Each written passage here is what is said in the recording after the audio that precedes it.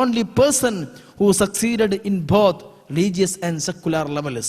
മതരംഗത്തും ഭൗതിക രംഗത്തും ഒരേപോലെ വിജയിച്ച ഒരേ ഒരു നേതാവ് മുഹമ്മദ് മുസ്തഫ സല്ലല്ലാഹു അലൈഹി വസല്ലം മാത്രമേ ഉള്ളൂ. അതുകൊണ്ട് മാത്രമാണ് ഞാൻ യേശുക്രിസ്തുവിനേക്കാൾ മുഹമ്മദിന് സ്ഥാനം കൊടുത്തത്.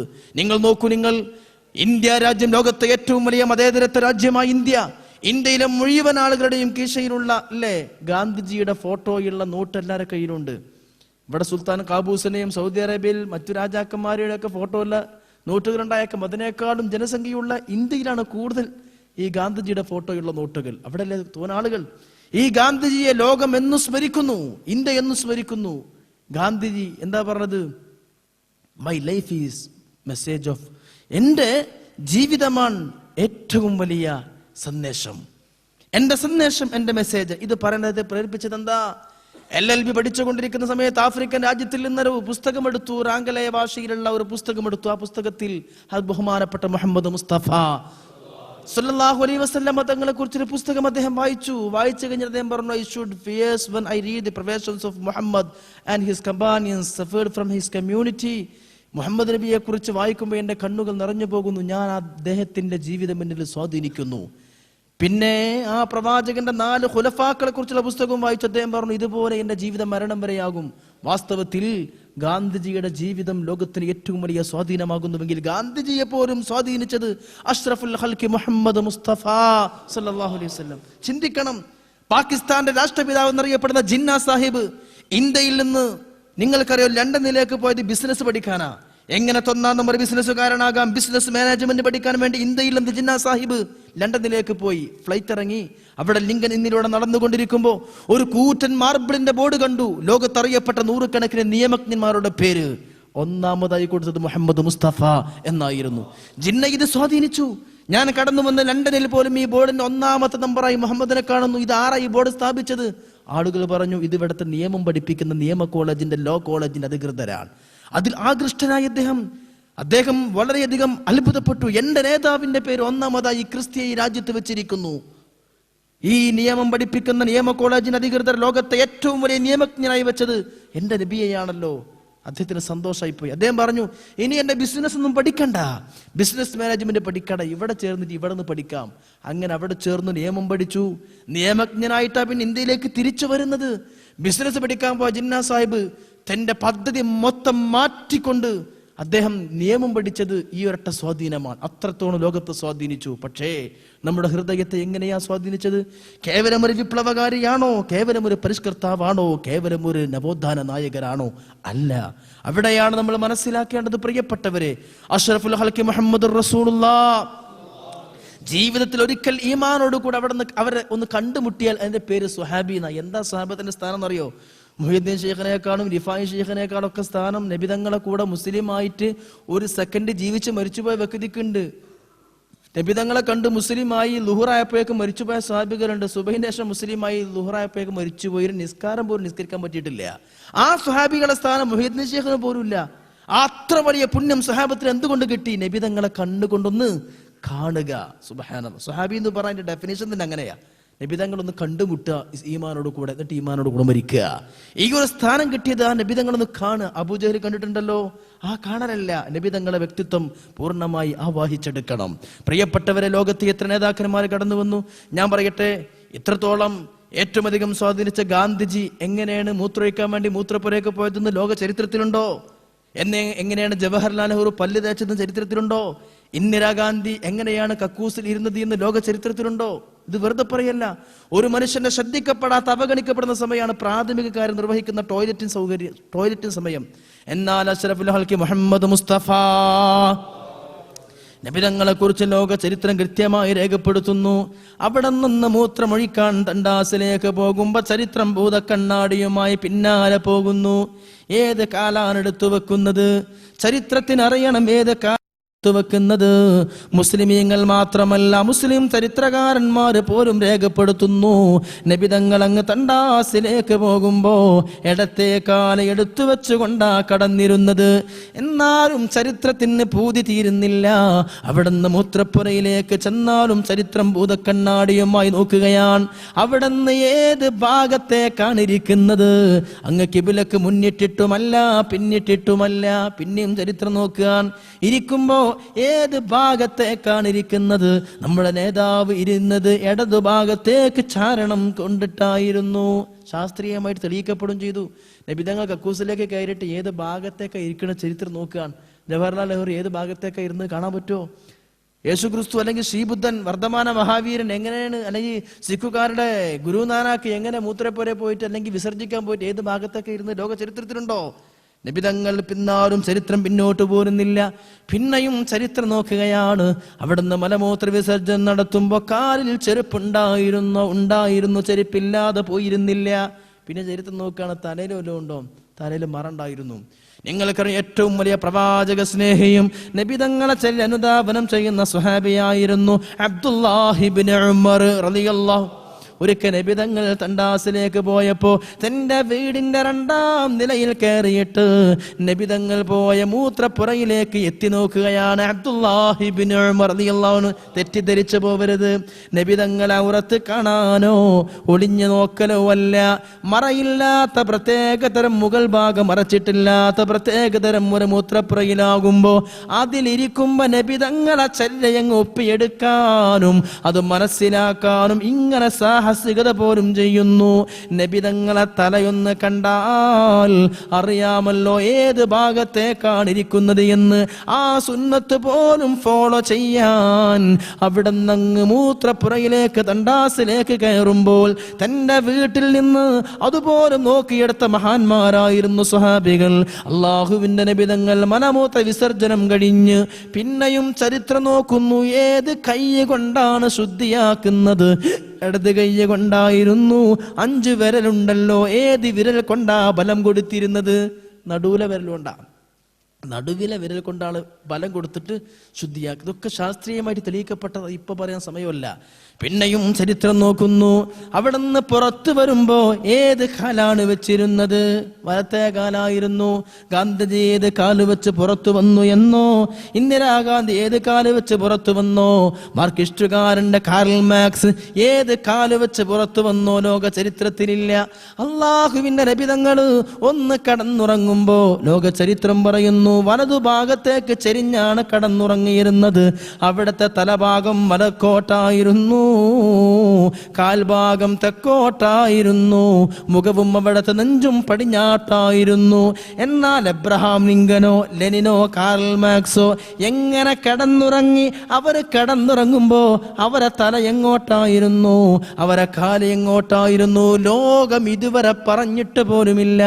അവിടെയാണ് മുഹമ്മദുൻ സയ്യിദുൽ കൗനൈനി വസ്സഖലൈനി വൽ ഫരീഖൈനി മിൻ ഉർബിൻ വമിൻ നജമി മൗലായ സല്ലി വസല്ലിം ദായിമൻ അബദാ അലാ ഹബീബിക ഖൈറിൽ ഖൽഖി കുല്ലിഹിം. അല്ലാഹുവിന്റെ നബി തങ്ങൾ ബ്രഷ് എടുത്തുകൊണ്ട് പല്ല് തേക്കാൻ തുടങ്ങിയാൽ അതുപോലും ചരിത്രം നോക്കുന്നു. പല്ല് എങ്ങനെയാണ് തേച്ചിരുന്നത്? പല്ലിങ്ങനെ വീതിയിലായിരുന്നു. പല്ലിന്ന് ബ്രഷ് എടുത്ത് നാക്കിക്ക് കൊണ്ടുപോകുമ്പോൾ ചരിത്രം നോക്കുകയാണ്. നാക്കിൽ എങ്ങനെയാണ്? നാക്കിൽ തൂല നീളത്തിലായിരുന്നു. ലോകത്ത് ഏതെങ്കിലും ഒരു മതത്തിന്റെ നേതാവ്, അല്ലെങ്കിൽ എബ്രഹാം ലിങ്കനോ അല്ലെങ്കിൽ ഹിറ്റ്ലറോ പോകട്ടെ, ലോകത്ത് അറിയപ്പെട്ട ഏതെങ്കിലും ഒരു വ്യക്തിത്വം, മഹാത്മാഗാന്ധിയോ, അവരെങ്ങനെ പല്ല് തേച്ച് ലോക ചരിത്രത്തിലുണ്ടോ? അവിടുത്തെ മുഖത്ത് അവിടുത്തെ എത്ര രോമം നരച്ചിരുന്നു? 20 രോമം നരച്ചിരുന്നു. ഇങ്ങനെ A to Z ലോകം പഠിപ്പിക്കപ്പെട്ടു. ഈ അവിടുത്തെ ജീവിതത്തിൽ ഏതെങ്കിലും ഒരു തിന്മ കാണാൻ ഈ ലോകത്ത് ഒരു ചരിത്രകാരനും കഴിഞ്ഞിട്ടില്ല, ഒരാൾക്കും കഴിഞ്ഞിട്ടില്ല. ഫകൻ നബിയിന ഫീ ഖൽഖി വഫീ ഖുലുഖി വലം യുദാനുഹു ഫീ ഇൽമി വലാ കറമി മൗലായ സല്ലി لم دائما أبدا على حبيبك خير الخلق كلهم. ആ നേതാവ് കടന്നു വന്നത് ഏതെങ്കിലും നല്ല പ്രകൃതി രമണീയമായ ഭംഗിയുള്ള ഒരുപാട് പൂങ്കാവനങ്ങളുള്ള പൂന്തോപ്പുകളുള്ള തോട്ടങ്ങളുള്ള ഏതെങ്കിലും രാജ്യത്തല്ല, നമ്മുടെ കേരളത്തിലോ അതുപോലെ വേറെ ഏതെങ്കിലും യൂറോപ്യൻ രാജ്യങ്ങളിലോ ഒന്നുമല്ല. വെറും കുന്നുകളും മലകളും മാത്രമുള്ള, ചെടികളില്ലാത്ത, പൂക്കളില്ലാത്ത, സസ്യങ്ങളില്ലാത്ത, ആകാശം മുട്ടി നിൽക്കുന്ന കരിമ്പാറകൾ നിറഞ്ഞ അറേബ്യൻ മരുഭൂമിയിൽ തന്നെ വരാൻ കാരണമെന്താണ്? ലോകത്ത് എത്ര ഭംഗിയുള്ള രസകരമായ കുന്നുകളുള്ള, പച്ചപ്പുള്ള സസ്യലതാദികളുള്ള, പുഴകളുള്ള, ആറുകളുള്ള, അരുവികളുള്ള എത്രയോ നാടുകളുണ്ടല്ലോ. അവിടെയൊന്നും വരാതെ ഉണങ്ങി അറേബ്യയിൽ വന്നത് എന്തുകൊണ്ടെന്നറിയണോ?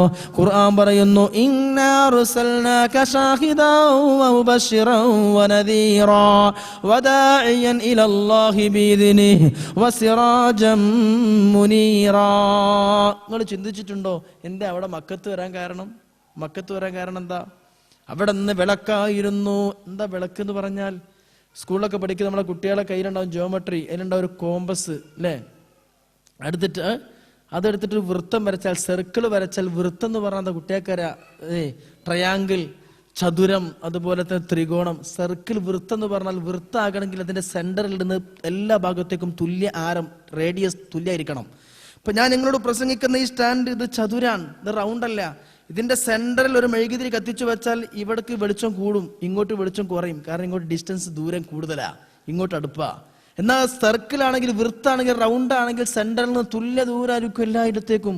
ഒരു റൗണ്ടിലുള്ള, ഒരു വട്ടത്തിലുള്ള മേശയുടെ നടുവിൽ ഒരു വിളക്ക് കത്തിച്ചാൽ, ഒരു മെഴുകുതിരി കത്തിച്ചു വെച്ചാൽ അതിന്റെ വെളിച്ചം സെയിം ടു സെയിം എല്ലാ ഭാഗത്തേക്കും ഒരുപോലെ ആയിരിക്കും. ഈ ഭൂമി ഉരുണ്ടതാണ് അല്ലേ?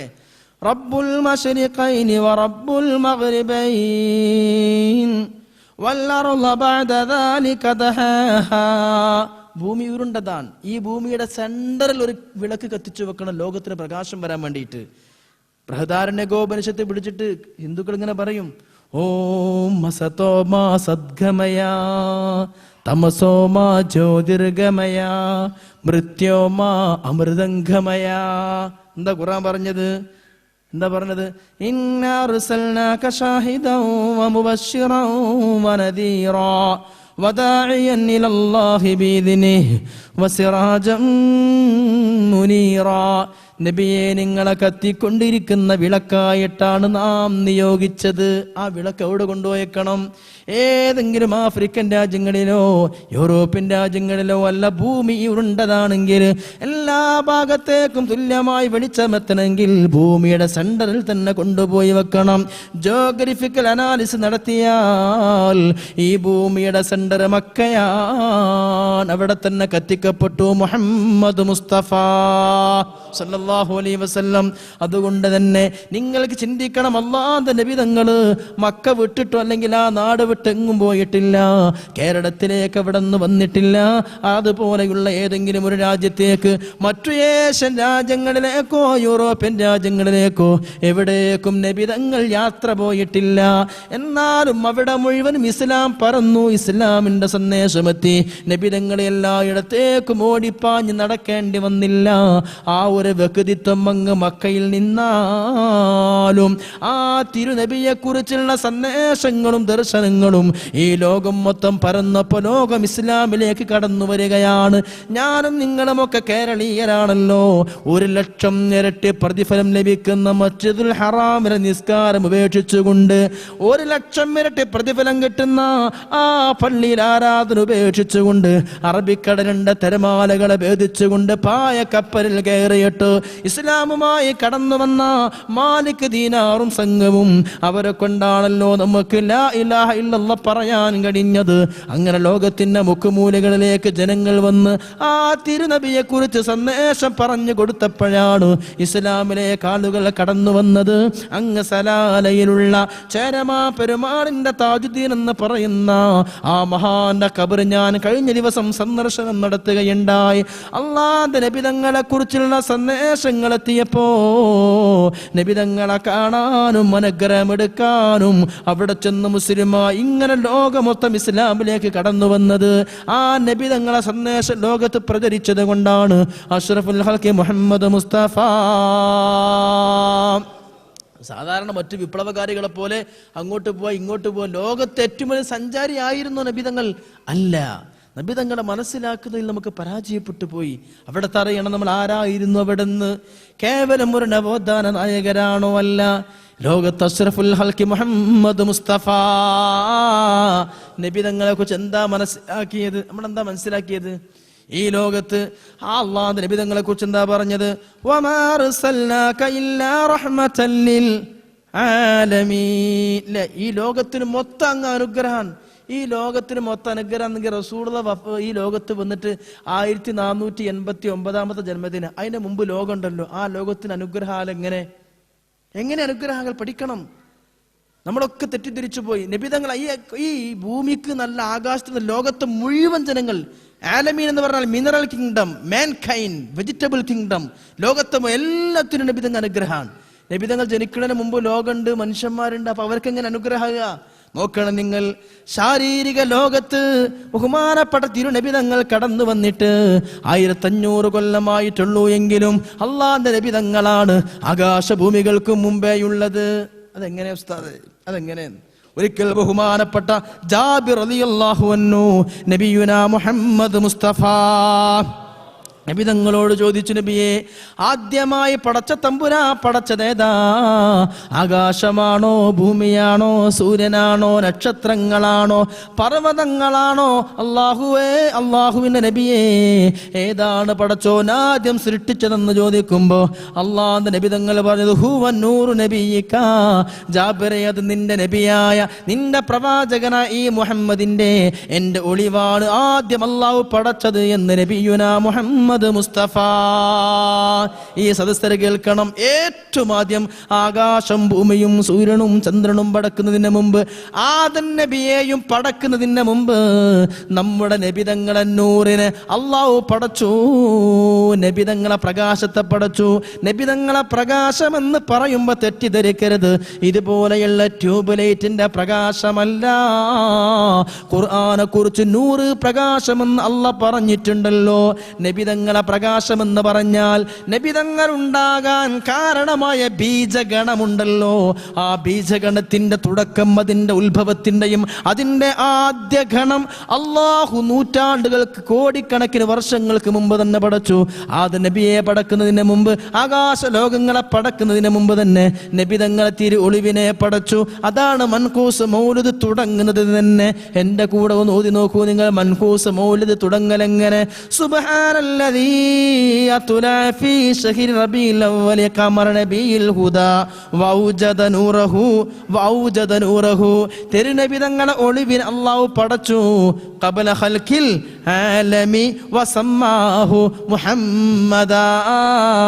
ഈ ലോകത്തെ പടക്കുന്നതിന് മുമ്പ് തന്നെ ആ തിരുനബിയുടെ ഒളിവിനെ പടച്ചു. ഇതാണ് മൻഖൂസ് തുടങ്ങണേനെ. ഈ ലോകമൊക്കെ പടക്കണ ഇവിടുത്തെ നൂറിനെ, ഒളിവിനെ അല്ലാഹു പടച്ചു വെച്ചിട്ടുണ്ട്. അങ്ങനെ പഠിക്കണം, അങ്ങനെ മനസ്സിലാക്കണം. അത് ലോകത്തിന് അനുഗ്രഹമായിരുന്നു. അപ്പോഴേ ലോകത്തിന് മൊത്തം നബിതങ്ങൾ ഈ ശാരീരിക ലോകത്ത് അവിടുന്ന് കടന്നു വന്നത് അവസാനമായിട്ടാണ്. ആദനബിനെ മുമ്പും തിരുനബിതങ്ങളെ നൂറുണ്ട് എന്ന അതൊക്കെ ഒരു വിശദമായ ചർച്ചയാണ്.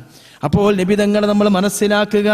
ഹബീബുൽ വറാ നബിയുനാ മുഹമ്മദ് മുസ്തഫ സല്ലല്ലാഹു അലൈഹി വസല്ലം കേവലം ഒരു നവോത്ഥാന നായകൻ മാത്രമല്ല, അങ്ങനെയല്ലല്ലോ സ്വഹാബികളും കണ്ടെത്തിയത്.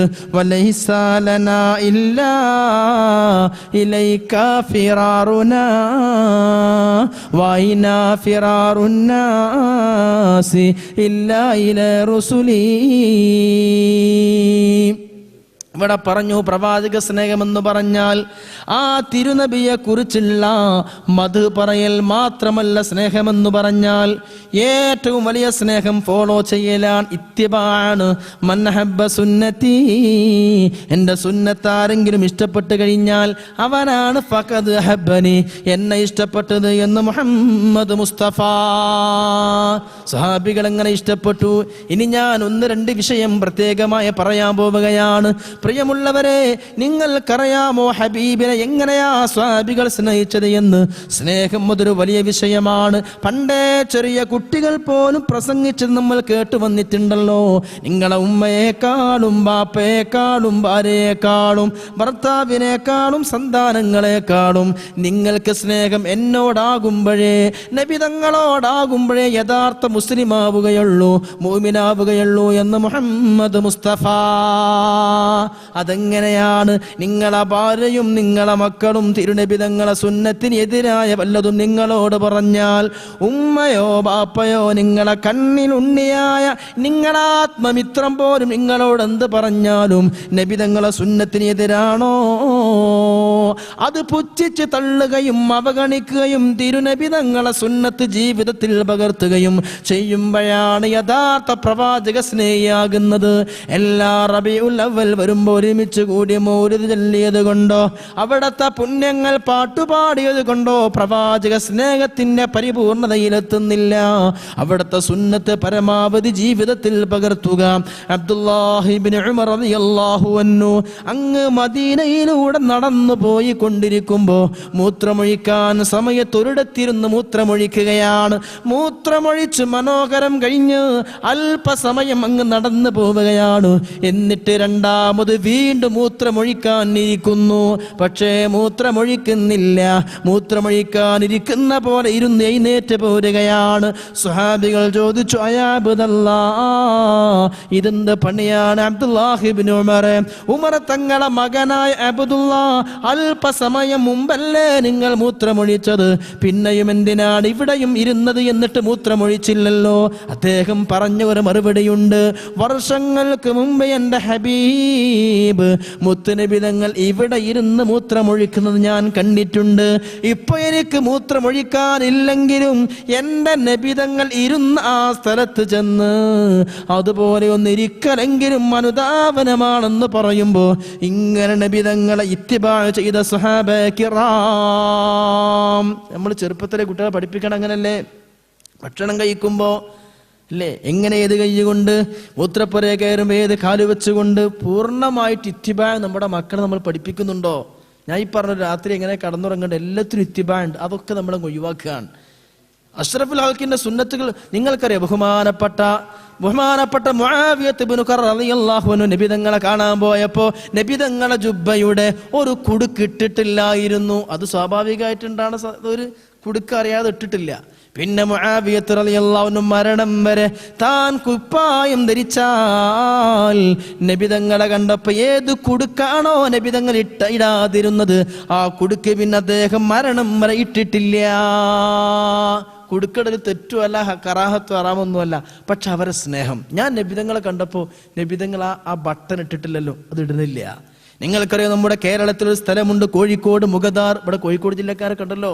കോഴിക്കോട് കടപ്പുറത്തിനടുത്തൊരു സ്ഥലമുണ്ട് മുഗദാർ. അത് പേര് വരാൻ കാരണം എന്താ അറിയോ? മുഗീറത്ത് ഇബ്നു ശുഅബ എന്ന സ്വഹാബി കേരളത്തിൽ വന്നിരുന്നു. ആ സ്വഹാബി ജീവിച്ചൊരു വീട് അവിടെ ഉണ്ടായിരുന്നു, മുഗീറത്തുദ്ദാർ. അങ്ങനത്തെ മുഗീറത്തുദ്ദാർ അത് ലോപിച്ചുകൊണ്ടാണ് മുഗദാർ എന്ന പേര് വന്നത്. അവിടെ മുഗീറത്ത് ഇബ്നു ശുഅബ വന്നിരുന്നു എന്ന് പറയപ്പെടുന്നു. അതേ തിരുനബി തങ്ങളെ സ്നേഹിതനായ സ്വഹാബിയായ മുഗീറത്ത് ഇബ്നു ശുഅബ റളിയല്ലാഹു അൻഹു, ഈ മുഗീറത്ത് ഇബ്നു ശുഅബയാണ് അല്ലാഹുവിന്റെ തിരുനബി തങ്ങളുടെ ശരീരം ജനാസ ഖബറിലേക്ക് ഇറക്കി വെച്ചിരുന്നത്. നബി തങ്ങളെ ജനാസ ഖബറിലേക്ക് വെച്ചവരിൽ ഒരാൾ മുഗീറത്ത് ഇബ്നു ശുഅബയായിരുന്നു. നബി തങ്ങളെ ശരീരം ജനാസ ഖബറിലേക്ക് വെച്ച് എഴുന്നേറ്റ് വരുമ്പോ മുഗീറത്ത് ഇബ്നു ശുഅബ തന്റെ മോതിരം മെല്ലെ മെല്ലെ ഊരിയിട്ട് നബി തങ്ങളെ ഖബറിലേക്ക് എറിഞ്ഞു വെക്കുകയാണ്. നബി തങ്ങളെ ഖബറിലേക്ക് മോതിരം ഇടുകയാണ്.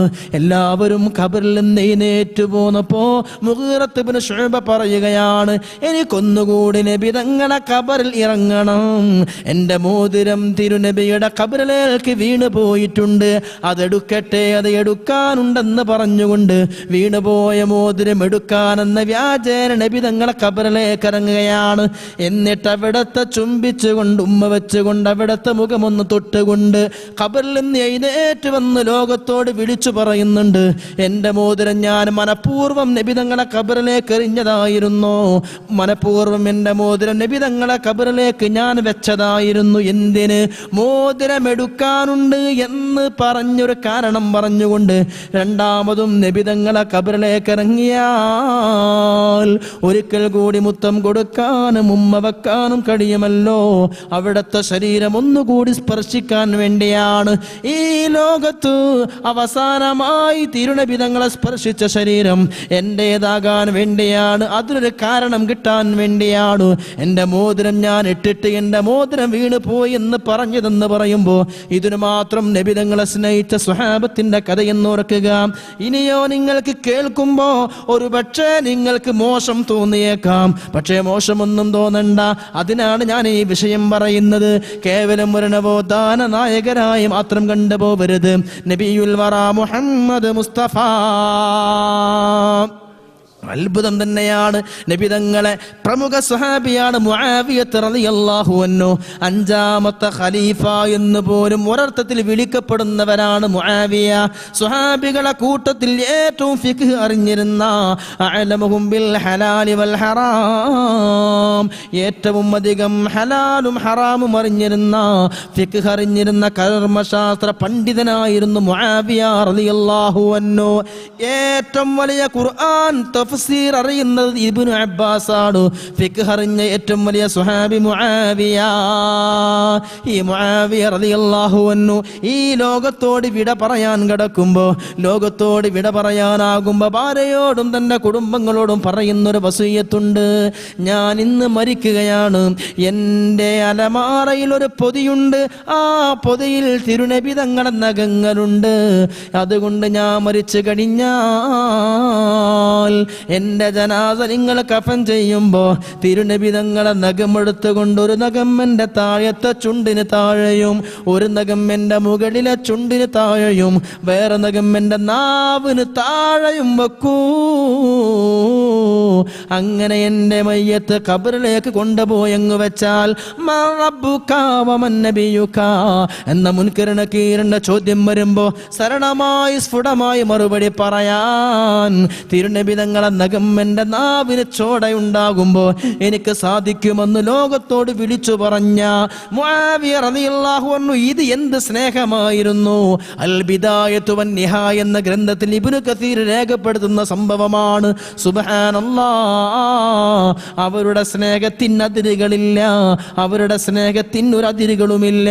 അല്ലാഹുവിന്റെ നബി തങ്ങളിലേക്ക് ആതിക എന്ന ഒരു പെണ്ണ് 8 മാസം പ്രായമായ ചോര പൈതലിനെയുമായി ഓടി വന്ന് നബി തങ്ങളോട് കരഞ്ഞു പറയുകയാണ്, അല്ലാഹുവിന്റെ നബിയേ, നിങ്ങൾ ഇസ്ലാമിക ജിഹാദിന് പോകുമ്പോ, ഇസ്ലാമിക യുദ്ധത്തിന് പോകുമ്പോൾ എനിക്ക് നൽകാൻ ഒന്നും തന്നെ ഇല്ല നബിയേ, എനിക്ക് നൽകാൻ സമ്പത്തില്ല നബിയേ, പണമില്ല നബിയേ. എൻ്റെ ഭർത്താവ് നിങ്ങളെ കൂടെ ജിഹാദിന് വന്ന് ഷഹീദായവനാണ്, എൻ്റെ ആൺമക്കളും ഷഹീദായവരാണ്. ഇനി നിങ്ങൾ ജിഹാദിന് പോകുമ്പോൾ നബിയെ അങ്ങേക്ക് നൽകാൻ നിനക്കൊന്നും തന്നെയില്ല, സമർപ്പിക്കാൻ നിനക്ക് വേറെ ആരുമില്ല, പണമൊന്നും തന്നെയില്ല. അതുകൊണ്ട് എൻ്റെ കുഞ്ഞിനെ കൊണ്ടുപോകണം നബിയേ, ജിഹാദിന് എൻ്റെ കുഞ്ഞിനെ കൊണ്ടുപോകണമെന്ന് പറഞ്ഞു. കാലിൻ്റെ ചുവപ്പ് മാറാത്ത 8 മാസം പ്രായമുള്ള കുഞ്ഞിനെ നീട്ടിക്കൊടുക്കുമ്പോ അത്ഭുതപ്പെട്ട് നബി തങ്ങൾ പറയുന്നു, ആതിഖ, ഇത് എന്ത് പണിയാണ്, എന്തിനാണ് ഈ കുഞ്ഞിനെ എനിക്ക് എന്ത് ചെയ്യാനാണ്, ഈ ചെറിയ കുട്ടിയെ കൊണ്ട് എന്ത് ചെയ്യാൻ, ഒന്ന് കൊണ്ടുപോകുമെന്ന് പറയുമ്പോ ആതിഖാന്റെ കണ്ണ് നിറഞ്ഞുകൊണ്ട് കരഞ്ഞുകൊണ്ട് പറഞ്ഞ മറുപടിയുണ്ട്, നബിയെ, നിങ്ങളല്ലേ ഞങ്ങളെ പഠിപ്പിച്ചത് സ്വന്തം മക്കളെക്കാൾ ഉമ്മ ഉമ്മയേക്കാൾ ബാപ്പയേക്കാൾ നിങ്ങളോട് സ്നേഹം വേണമെന്ന് നബിയെ, നിങ്ങൾ ഇസ്ലാമിന് വേണ്ടി ജിഹാദ് ചെയ്യുമ്പോൾ അങ്ങയുടെ മുഖത്തിന് നേരെ അമ്പ് വരുമ്പോൾ, കല്ലേറ് വരുമ്പോൾ, അങ്ങയെ കൊല്ലാനും നശിപ്പിക്കാനും അങ്ങേക്ക് നേരെ അമ്പും മറ്റുമൊക്കെ വരുമ്പോൾ അത് തടുക്കാൻ പരിചയമില്ലാതെ വരുമ്പോൾ നബിയേ, എൻ്റെ ഈ കുഞ്ഞിനെ എടുത്ത് തടുക്കണമെന്ന് പറയുമ്പോൾ ഇത് കേവലം അഭിനയിച്ചിട്ടുള്ള നടിച്ചിട്ടുള്ള വാക്കുകളല്ല, ഇത് കേവലം ജാടകളല്ല, അഭിനയങ്ങളല്ല, ഹൃദയത്തിൻ്റെ ഉള്ളിൽ നിന്ന് വന്ന മുത്തുനബി തങ്ങളോടുള്ള സ്നേഹപ്രകടനങ്ങളാണ്. അഷ്റഫുൽ ഖൽഖ് മുഹമ്മദ് മുസ്തഫ സ്നേഹം തന്നെയാണ്. ചിന്തിക്കണം നിങ്ങൾ, ഇതൊക്കെ മറന്നു പോകാൻ പറ്റുമോ നിങ്ങൾ?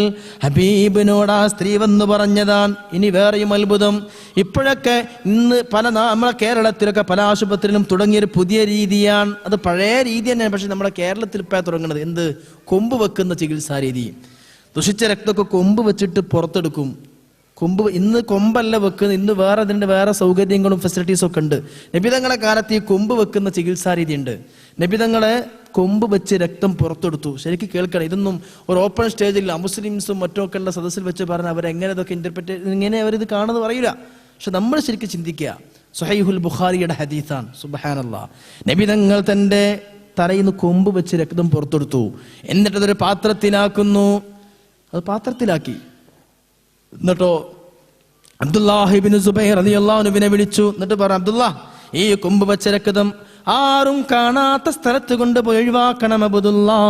ഇത് എന്റെ കൊമ്പ് വെച്ച രക്തമാണ്, ആരും കാണാത്ത സ്ഥലത്ത് കൊണ്ടുപോയി ഒഴിവാക്കണമെന്ന് പറയുമ്പോൾ അബ്ദുല്ലാഹ് ഇബ്നു സുബൈർ ആ കോപ്പയിൽ രക്തമൊങ്ങ് മാറി നിന്നുകൊണ്ട് ഒരു തുള്ളി പോലും ബാക്കിയാക്കാതെ അതങ്ങ് കുടിച്ചു. എന്നിട്ട് നബി തങ്ങളിലേക്ക് ഓടി വന്ന് പറയുകയാണ്, നബിയെ, നിങ്ങളെ കൊമ്പ് വെച്ച രക്തം ആരും കാണാത്ത സ്ഥലത്ത് ഒഴിവാക്കണമെന്ന് എന്നോട് പറഞ്ഞിരുന്നല്ലോ. ആരും കാണാത്ത സ്ഥലത്ത് ഞാൻ ഒഴിവാക്കിയിട്ടുണ്ടെന്ന് പറയുമ്പോൾ നബി തങ്ങൾ ഉടനെ തന്നെ ചോദിക്കുകയാണ്, ലഅല്ലക ശരിബതഹു, നീ അത് കുടിച്ചിട്ടുണ്ടാകുമല്ലേ? നീ കുടിച്ചിട്ടുണ്ടാകൂലേ? നഅം യാ റസൂലല്ലാഹ്, അത് ഞാൻ കുടിച്ചു. അപ്പൊ അവിടുന്ന് പറഞ്ഞ മറുപടി എന്താ? ഏയ് നജസാണ്, പാടിൽ എന്നല്ലത് നജസ് പോലുമല്ല. പണ്ഡിതന്മാർ അഭിപ്രായം ഞാൻ വിശദീകരിക്കുന്നില്ല. നീ കുടിച്ചോന്ന് ചോദിച്ചപ്പോ അതേന്ന് പറഞ്ഞപ്പോ നബി തങ്ങളെ മറുപടി,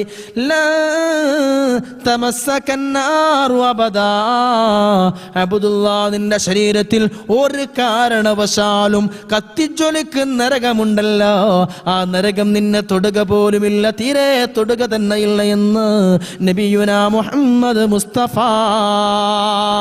കഴിഞ്ഞില്ല ഉഹുദ് യുദ്ധം നടക്കുമ്പോ അള്ളാന്റെ മുത്ത് നബി തങ്ങളെ പല്ല് പൊട്ടിയല്ലോ. ഒരു തുള്ളി രക്തമൊലിക്കുമ്പോൾ മാലിക് ഇബ്നു സിനാൻ എന്ന സഹാബി ഓടി വന്നുകൊണ്ട് അല്ലാഹുവിന്റെ റസൂലിന്റെ ആ ഒരു തുള്ളി രക്തം തന്റെ വായിലേക്ക് ആവാഹിച്ചെടുക്കുമ്പോ നബി തങ്ങൾ പറഞ്ഞു, മുജ്ജവു, തുപ്പിക്കളയടാ മാലിക്, തുപ്പടാ, തുപ്പ് എന്ന് പറയുമ്പോ മാലിക് ഇബ്നു സിനാൻ പറഞ്ഞു, ഫീ ഹുബ്ബിൻ വസഅദ, അത് പറയരുത് നബിയേ, ഒഴിവാക്കാ പറയരുത് നബിയേ. അങ്ങയോടുള്ള സ്നേഹത്താലും പരലോക വിജയം ആഗ്രഹിച്ചുകൊണ്ടാണ് ഞാനിത് എന്റെ വായിലാക്കിയതെന്ന് പറയുമ്പോ ഉടനെ നബി തങ്ങൾ പ്രഖ്യാപിച്ച പ്രഖ്യാപനമുണ്ട്, മൻ അറാദ അൻ യൻളുറ ഇലാ അഹദിൻ മിൻ അഹ്ലിൽ ജന്ന. സഹാബത്തെ, നിങ്ങൾ ആരെങ്കിലും സ്വർഗ്ഗാവകാശിയെ കാണാൻ കൊതിക്കുന്നുവെങ്കിൽ ഫൽയൻളുർ ഇലാ മാലിക് ഇബ്നു സിനാൻ, എന്റെ രക്തം വായിൽ വെച്ച് നിൽക്കുന്ന മാലിക് ഇബ്നു സിനാൻ നോക്കട്ടെ എന്ന് പരിശുദ്ധ റസൂൽ മുഹമ്മദ് മുസ്തഫ. ഇതിനാ ഞാൻ പറഞ്ഞത്, കേവലം ഒരു പരിഷ്കർത്താവ് മാത്രമാണോ? അള്ളാഹു അത്രയും പുണ്യം കൊടുത്തു, അത്രയും മഹത്വം കൊടുത്തു. നബി സല്ലല്ലാഹു അലൈഹി വസല്ലമ മനുഷ്യൻ തന്നെയാണ്, പക്ഷേ നമ്മളെ പോലെയല്ല.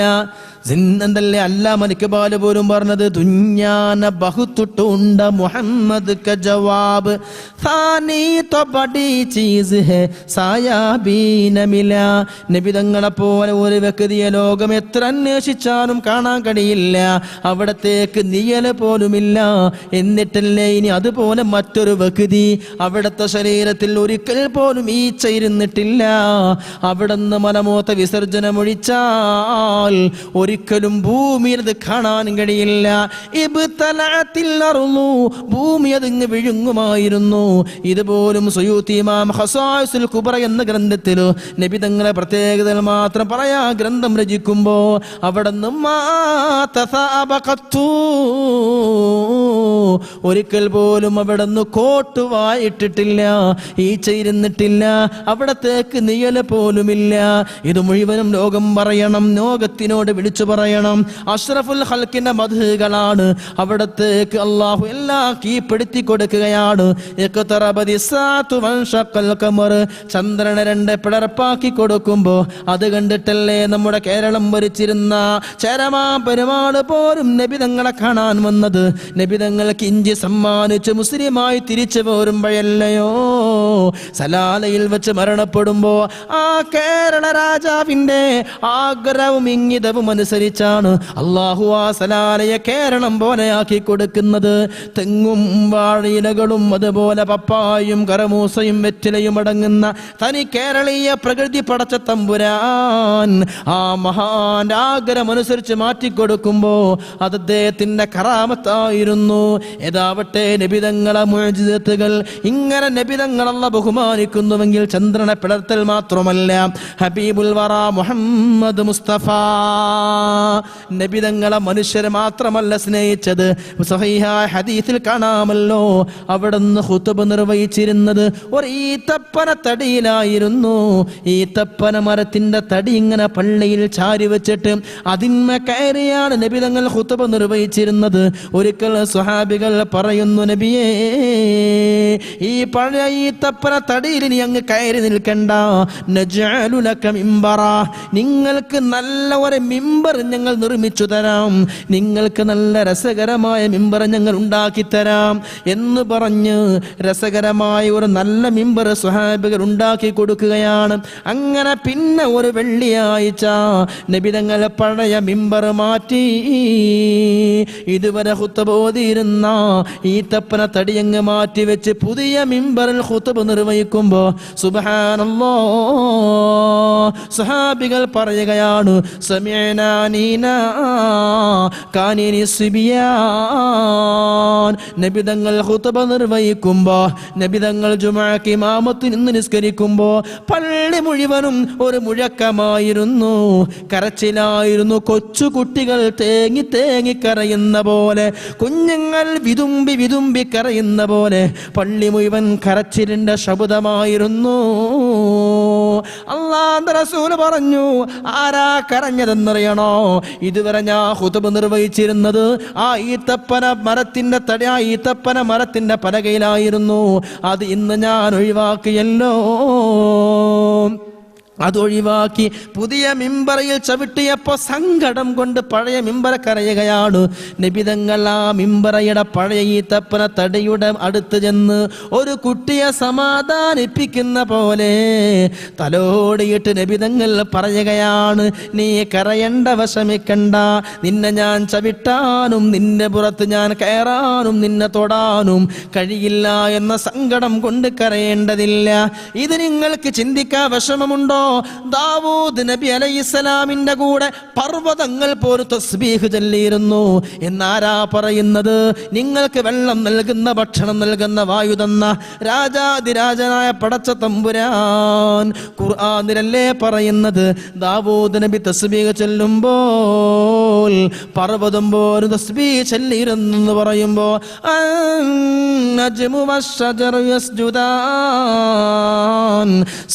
സൂര്യനും ചന്ദ്രനും നക്ഷത്രങ്ങളും മരങ്ങളും അള്ളാഹ്ക്ക് സുജൂദ് ചെയ്യുന്നുണ്ടെന്ന് പറയുമ്പോ നമ്മുടെ ഈ ബുദ്ധി കൊണ്ടല്ല നിങ്ങൾ ചിന്തിക്കേണ്ടത്. നോക്കണം, നിങ്ങൾ മരത്തിന്റെ തടി പോലും കരഞ്ഞുപോയി. നബിതങ്ങൾ തലോടിയിട്ട് പറഞ്ഞു, നീ കരയണ്ട, വ്യസനിക്കണ്ട, ദുഃഖിക്കണ്ട, പരിഭവപ്പെടണ്ട, നിനക്ക് ഞാൻ 2 ചോയ്സ് തരാം. ഇതുവരെ നിന്റെ മേൽ ഞാൻ ചവിട്ടി ഖുതുബ നിർവഹിച്ചല്ലോ, ഇനി നിന്റെ മേൽ ചവിട്ടില്ല എന്ന് കരുതി നീ കരയണ്ട, നിനക്ക് 2 ചോയ്സ് ഞാൻ തരാം. ഒന്നുകിൽ നിന്നെ ഞാൻ ഏതെങ്കിലും ഒരു ഈത്തപ്പന തോട്ടത്തിൽ കൊണ്ടുപോയി വെക്കാം. അതോടെ നീ എവിടെ തഴച്ചു വളർന്ന് പഴയ പോലെ നല്ല ഒരു ഈത്തപ്പന മരമായി വളരും, സമൃദ്ധമായി വളരും. എന്നിട്ട് പഴം കായ്ക്കുന്ന ഈത്തപ്പഴ കുലകൾ ഉണ്ടാകുന്ന മരമായി നീ മാറും.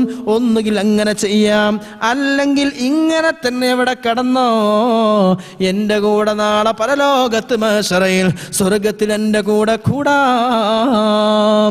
ഇത് രണ്ടിലേത് വേണമെന്ന് നബി തങ്ങൾ ചോദിക്കുമ്പോ ഈത്തപ്പന തടി പോലും പറഞ്ഞ മറുപടിയുണ്ട്, നബിയെ എന്നെ നിങ്ങൾ ഏതെങ്കിലും ഒരു തോട്ടത്തിൽ കൊണ്ടുപോയി വെക്കണ്ട, അവിടെ കൊണ്ടുപോയി വെച്ച് ഈത്തപ്പന മരമായി വളരണ്ട, എന്നിട്ട് സമൃദ്ധമായി വളർന്നീനിയും ഈത്തപ്പഴങ്ങൾ നൽകുന്ന മരമാകണ്ട.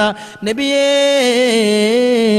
അങ്ങയെ കൂടെ സ്വർഗത്തിൽ ഒരു ഇടം മതി എന്ന് ഈ തടി പോലും പറയുമ്പോ വൽ വഹ്ശു വൽ അശ്ജാറു ഖദ് സജദത് ലഹു വഅലൈഹി ഖദ് സല്ലംനാ ബഅദ തശഹുദി യാ റബ്ബി സ്വല്ലി അലൻ നബി മുഹമ്മദി മുൻജിൽ ഖാലഇഖ മിൻ ജഹന്നമ ഫീ ഗദി. എല്ലാം നബിതങ്ങൾക്ക് വൽ വഹ്ശു അല്ലേ. ഒരിക്കൽ നബിതങ്ങളെ എളാപ്പ അബൂലഹബ് പറഞ്ഞു, അബൂലഹബ് ഇസ്ലാമുക്ക് ക്ഷണിച്ചു. അബൂലഹബ്, എളാപ്പ ഒന്ന് ഇസ്ലാമുക്ക് വരുമോ? എളാപ്പ വിശ്വസിച്ചില്ല. നബിതങ്ങളെ ക്രൂരമായി മർദ്ദിച്ചവനായിരുന്നു അബൂലഹബ് അല്ലേ. അബൂലഹബിന്റെ 2 മക്കളായിരുന്നു നബിതങ്ങളെ 2 പെൺകുട്ടികളെ കെട്ടിയിരുന്നത്, റുഖയ്യ, ഉമ്മു കുൽസൂം. നബിതങ്ങളെ 2 പെൺകുട്ടികളെ കെട്ടിയത് അബൂലഹബിന്റെ 2 ആൺമക്കളാ. ഇസ്ലാമിലേക്ക് ക്ഷണിച്ചപ്പോൾ നബിതങ്ങൾ ഇസ്ലാമിക പ്രബോധനം ആരംഭിച്ചപ്പോൾ ദേഷ്യം കൊണ്ട് എന്ത് ചെയ്തു? അബൂലഹബിന്റെ 2 മക്കളും തലാഖ് ചൊല്ലി ഒഴിവാക്കി. നബിതങ്ങളെ 2 പെൺകുട്ടികളും തലാഖ് ചൊല്ലി ഒഴിവാക്കി. നബിതങ്ങളുടെ മുഖത്തേക്ക് മരുമക്കൾ കാർക്കിച്ച് തുപ്പി. അബൂലഹബിന്റെ മകൻ, നബിതങ്ങളുടെ മരുമകൻ കഫം പുറത്തെടുത്തിട്ട് നബിതങ്ങൾ അങ്ങ് തുപ്പിന. ഇങ്ങനെ വിഷമിപ്പിച്ചു. സുബ്ഹാനല്ലാഹ്. അബൂലഹബിനെ ഇസ്ലാമിലേക്ക് ക്ഷണിച്ചു. അബൂലഹബ് പറഞ്ഞു, ഞാൻ മുസ്ലിം ആകൂല.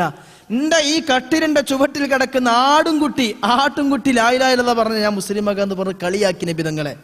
ഏയ് മുഹമ്മദ്, എന്റെ ഈ കട്ടിലിന്റെ താഴെ കിടക്കുന്ന ആട്ടിൻകുട്ടി ഉണ്ടല്ലോ, ഈ ആട്ടിൻകുട്ടി എങ്ങാനും ലാ ഇലാഹ ഇല്ലല്ലാഹ് പറഞ്ഞ ഞാൻ മുസ്ലിം ആയിക്കോളാ. നബിതങ്ങൾ ആ കട്ടിലിന്റെ താഴെ നിന്ന് ആട്ടിൻകുട്ടിയെ മെല്ലെ ഇങ്ങോട്ട് വലിച്ചു. എന്നിട്ട് അതിന്റെ തലയിൽ തലോടി നബിതങ്ങൾ ചൊല്ലിക്കൊടുത്തു, അശ്ഹദു അല്ലാ ഇലാഹ ഇല്ലല്ലാഹ് വഅശ്ഹദു അന്ന മുഹമ്മദർ റസൂലുള്ളാഹ്. ആട്ടിൻകുട്ടി മെല്ലെ തല ഉയർത്തി നബിതങ്ങളോട് സ്ഫുടമായി പറയുകയാണ്, അശ്ഹദു അല്ലാ ഇലാഹ ഇല്ലല്ലാഹ് വഅന്നക റസൂലുള്ളാഹ്. ആട്ടിൻകുട്ടി അങ്ങ് ചൊല്ലിയപ്പോൾ അബൂലഹബ് എളിമ്പനായി, അത്ഭുത പരിതന്ത്രനായി. അബൂലഹബ് എന്ത് ചെയ്തു?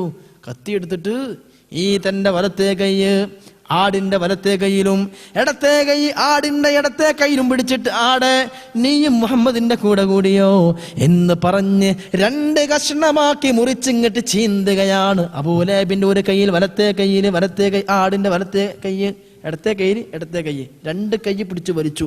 അപ്പോഴാണ് ഇറങ്ങിയത്, തബ്ബത് യദാ അബീ ലഹബിൻ വതബ്. അബൂലഹബിന്റെ 2 കൈകളും നശിച്ചിരിക്കുന്നു. തബ്ബത് യദാ അബീ ലഹബിൻ വതബ്. കണ്ടോ, എല്ലാ നബിതങ്ങൾക്ക് ജാഅത്തിൽ ദഅവതിഹിൽ അശ്ജാറു സാജിദതൻ